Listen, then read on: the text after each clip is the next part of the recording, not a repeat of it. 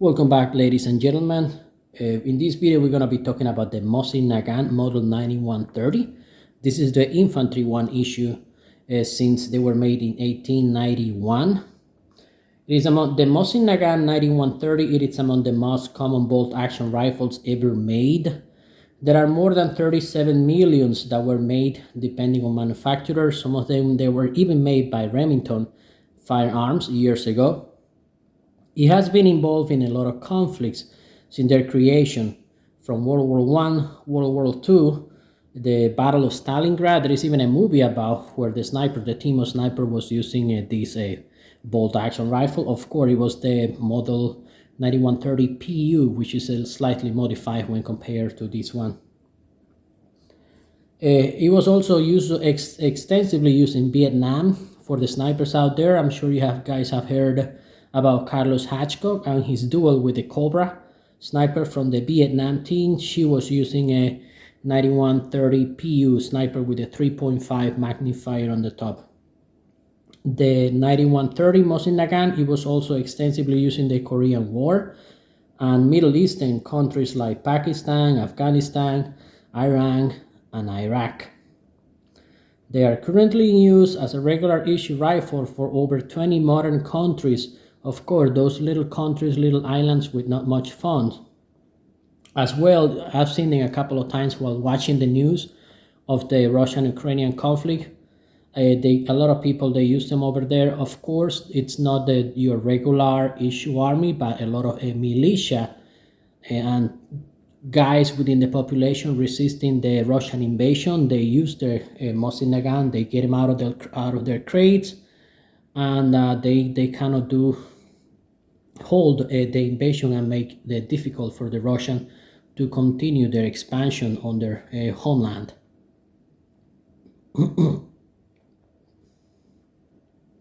There are a lot of variants of the Mosin Nagant 9130, including the most expensive, which is the 9130 PU. That was the one that was used for the movie Enemies at the Gates. That was also the one that made Vasily Zaiptsev famous. But on the female side, ladies were also pretty good snipers. The Russians, they also trained female snipers. I'm sure you have heard about Lyudmila Pavlichenko. She even received a medal from the US government after the Second World War because she fought against the Nazis, as well as you probably have heard about Rosa Shanina. She was a school teacher, and then she joined forces against the Nazis. On the other side, also the Finland, they also got the original 9130, which is the one I'm presenting to you today, and they also did their own modification. They created their own model, the Mosin M39, and the one made by Sacco, the Mosin model M2830. The M2830, it is even more refined and of course more expensive. It was used by the notorious sniper Simo Haya. His nickname was White Day. He was only 5'3" tall, and he was pretty good at hiding in the snow with only metal sights, which were adjustable. The Finnish model, the Mosin Nagant, the M2830, it is a lot much better over the 9130. This is the infantry. This is the mass-produced. The Finnish, they were making more refined rifle. That's the reason they got more accuracy when compared to the original Russian model. On their specification, these guys are really, really heavy. By the book, they write down as 8.8 pounds. This one I weighed it, and it's a 9.3 pounds without ammunition, unloaded. The caliber that it's been made for the 7.62 by 54 Russian ammunition, that is the same use as the Dragon of many other modern sniper rifle. That is a very old caliber and it's still being used in modern combat. The Finnish, they created the 7.62 by 53. It is slightly different. They also have the regular 147 grain. That's what I have down there for demonstration. But I believe Seller and Bello, they create the match grade ammunition that is way more accurate than your 3 to 4 MOA on a standard, hog size for hunting. But because of that, the match grade, it can be 4 times. If you compare on the bottom of it, see at the beginning, if it is almost 4 times the weight of your average green tea 5.56. As well, expect 4 times more recoil than your 5.56 rifle. A lot of people, they use them if they want to get good into the marksmanship principle. So when they grab a 308, a more modern, less recoil rifle, they feel a lot more comfortable. But they keep practicing their marksmanship without really looking for outstanding accuracy. Currently, the 7.62 by 54 Russian ammo, it is very hard to get in the United States due to import restrictions against Russia products. The fitting system is going to be a 5-round internal magazine. You're going to feed it from the top over here. You're going to open the action. I'm going to pull this back. These are notorious for being very stiff. When I was doing the Spanish video, I scratched my hand. Congratulations. They're very stiff. They're very harsh. You're going to start introducing the rounds from the top. If I do it, YouTube is going to ban my whole channel because I show you how to load it, Mosin. That's the way ours nowadays. Once you install those, you're going to make sure the first one you put, the next one is going to be all the way to the back, and the rims are going to be right in the top. That way you're going to prevent a jam, and it's going to help with cycling. That's how it works. And then you just take your shot. It is an internal magazine. It is not a modern detachable magazine like a lot of modern rifles.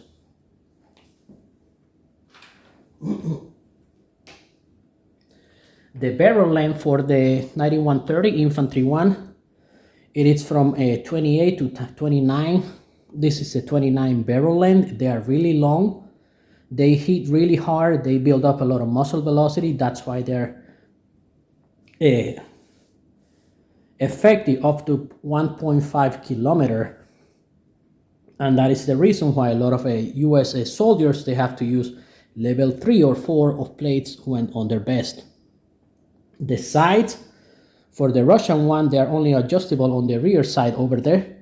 They have graduated level from 100 to 2000 meter because they use the metric system.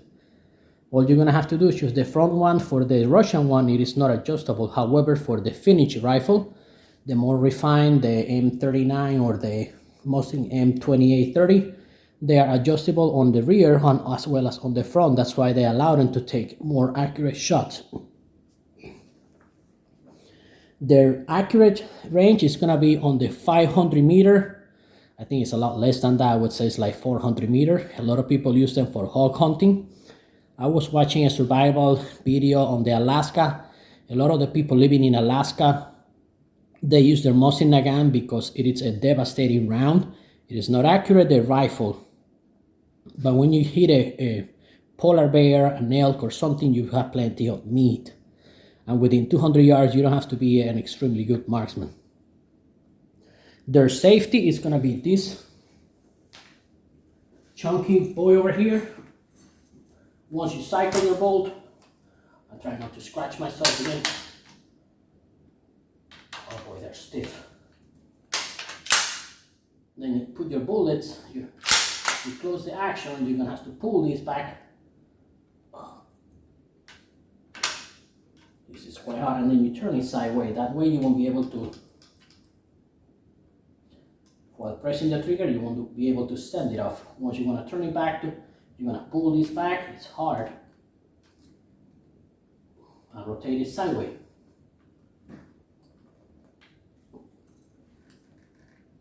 I'm telling you, they're rough rifle, they are not very soft when compared to modern rifle. So that way you can take your shot.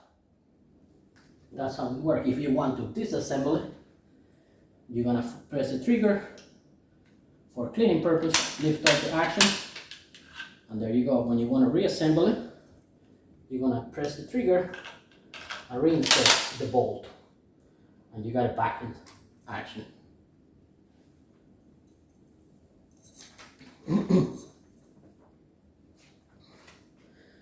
The trigger is going to be a single stage trigger. It has a very long pull. It is a 6.2 pound extra heavy currently. A lot of aftermarket triggers are available. I only have experience with Timney trigger, which I use on my Remington rifle. That's the one I would recommend for this type of rifle. Some of the considerations you have to keep in mind when you buy a Mosin Nagant, the majority of them, they come from military crates. They were hidden in bunkers, completely covered in Cosmoline, which is like a very thick grease, in order to prevent them from getting rusted. So the users will have to fully disassemble them, heat them up. What a lot of people they do, they kind of borrow their hair dryer from their wife. Don't tell your wife you're gonna use it for it or you're in trouble. And they fully disassemble their rifle, and they heat up the metal part, and with a piece of rag they're gonna try start extracting the excessive grease from the rifle. Another consideration you have to keep in mind is that you're gonna have to stick to specifications when torquing the action screws to the wooden stock, or you're gonna either crack the stock or lock up the action, or you're gonna make it too tight, so it's gonna be hard for you to cycle the bolt to fitting. Generally speaking, wooden stock, you're gonna have to torque the screws to the action from 30 to 35 inches per pound. If you're gonna use the plastic stocks, which are more modern, or synthetic, you're gonna be torquing the screws from 35 to 45. But if you're gonna using this one on one of the Archangel chassis, which uses a better system, you will be able to torque it up from 60 to 65 pounds, which is gonna be more sturdy, more resistant to shifting position. Wood, it is no secret that when you change, you put a wood stock in the water and you bring it out, and it changes a different weather station, you're gonna be you will see that wood is gonna warp. That's why the majority of the modern rifle they use synthetic stocks. Another consideration: a lot of people they like to get the full package, and Mosin Nagant they come with a bayonet for combat. Once you put the bayonet, you install it, it's gonna move your point of impact. You're gonna have to re-zero your rifle. Don't even do it unless you want to. I don't know why would you do it, but some people like to do it. Something you have to keep in mind, if it's jam, you have a jam round in the action or magazine, etc., you're gonna have to empty it from below, right next to the trigger over there. You're gonna see like a tiny tip. You're gonna press it forward, and the whole internal magazine is gonna open on the bottom. Then you're gonna have to start feeding the rifle from over here from top again. That's the way it works. It is not a modern detachable box magazine that you might see on a Savage, Ruger, any other rifle. I also reviewed them on my channel if you want to consider them instead of a relic from First and Second World War. When you load them, you have to do what I told you earlier. You're going to have to load the rounds in this way, in a ladder form. Make sure the rear rim is going to be touching the previous one, or you're going to have almost guaranteed a jam rifle, because they are kind of finicky when loading your ammunition. You're gonna have to make it in a front ladder position to help with the cycling the round into the barrel. The finished models, the M39 and the Sako M2830, they use more precise caliber. It's the 7.62 by 53. Some people say they're interchangeable. Don't get too creative. Just don't interchange them. They use more precise sight adjustment for both front and rear sights. They also have a way better stock. The grip is not going to be all the way back. It's going to have the so-called pistol grip, which is more angled. It helps with accuracy and the way you position your finger when pressing the trigger all the way back. The sights are fully adjustable, either as well as the front as the rear. A way better trigger, a way better barrel action quality than the mass-produced infantry 9130, which is what I'm presenting to you today, but this is the most abundant. There are all variants from sniper model, the 9130 PU that was used by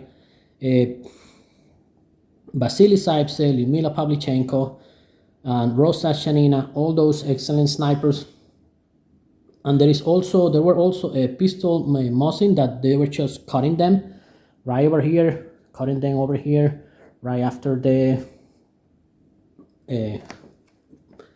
almost where the barrel is inserted, and they also cutting over here. They were making like small pistol over there. It was pretty much used by a gangster and kind of not so law-abiding citizens, but it's just models that are also available out there on the market.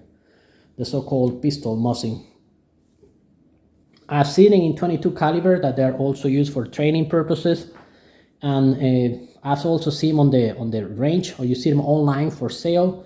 You get to see the modern ones, which are heavily modified with modern chassis like the Archangel, as well as they are also sold in combination with modern rifle scope and match gray ammunition. I believe some people, they say with the match gray ammunition and modern stock you can get like 2 MOA. Some people swear by 1 MOA.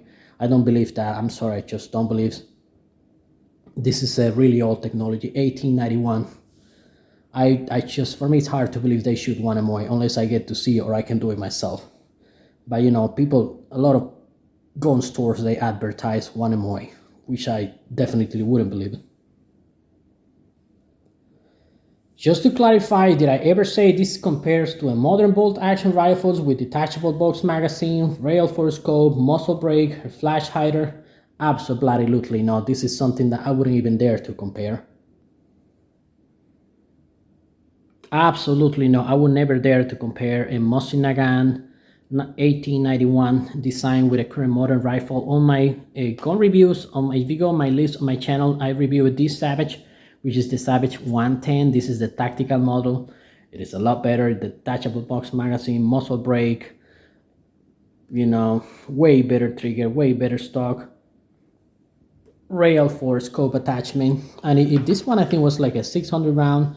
I found a Mosin Nagant 9130, just the infantry one. The cheapest one I saw recently was like $500. You really have to be like one of those guys who watches Enemy at the Gates and become a fanboy, and then wants to feel a Vasily Seifert and want to go fight the Nazis. Oh yeah, go ahead. If you want to spend $600, $800, $1,300 on the PU or the finished model, go ahead. You can do it yourself. That's fine. Because some people are just fanatics, they have the historical sentimental thing. That's fine. Go ahead. Some people pass them because their great grandpas or they fought in World War II in Germany and they collect them. They have the loot from the war, and it means a lot to them. So that's why they keep them. But they definitely would never compare to any modern rifle. Savage makes some good ones for decent price. The Axis, Ruger makes some good ones. I review a Ruger on my channel as well. Tika makes some cheap ones. They are way better performance than this one. There's a lot of other options on the market that I would consider before buying this one. However, it is a very powerful caliber that is still in use in many foreign nations against the US soldiers and even rifles. And even the rifles are not very accurate. They are devastating. And somehow, if you have any relative that it's in the US forces or is with the Red Cross or it's doing any kind of government 3-letter job overseas, I would highly recommend them to get familiar with the Mosin Nagant, which are very common worldwide. You might be traveling overseas for those serving in the US nation, in those not so stable countries. In America, they don't have a huge market because of the limitations on replacement parts, ammunition restrictions since the Russian-Ukrainian war.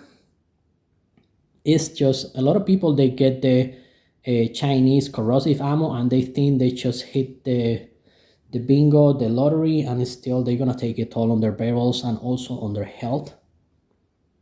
They are highly recoil. I scratched myself when I was doing the video for the Spanish people because I got stuck and I pulled it hard and I ended up scratching myself. They are not a soft action rifle. They really, the nicknames that Americans call them over here is the garbage rods. So you can make conclusions. Accuracy can go from 2 MOA with match ammunition to 4 MOA, even though you might be spending a lot of money on a match gray trigger, match gray stock, replacing the barrel, getting a muzzle brake to reduce recoil. So I don't know if it's going to be worth it for you to spend all that money on something that is not going to be so accuracy. Some people have the sentimental value because they either were passed to them from a relative. Some people get a good deal. If I see one that I like for $200, I will definitely get them. This one was purchased years and years ago for like, I think it was like $250, and now they're worth like $600, which I would definitely trade it for something a lot more modern. When you ask in the social circles of the shooters out there, some people will glorify them, some people will call them a classic rifle full of history, some people will just call them the garbage rod, depending on their expertise and experience or fanatism. I'm not trying to sell this one like the big deal, just giving you an idea in case you might ever encounter them, so you're familiar. If you find this video interesting, you learned something new, give it a like, subscribe, share with like-minded people. As always, thank you for your time. God bless you all.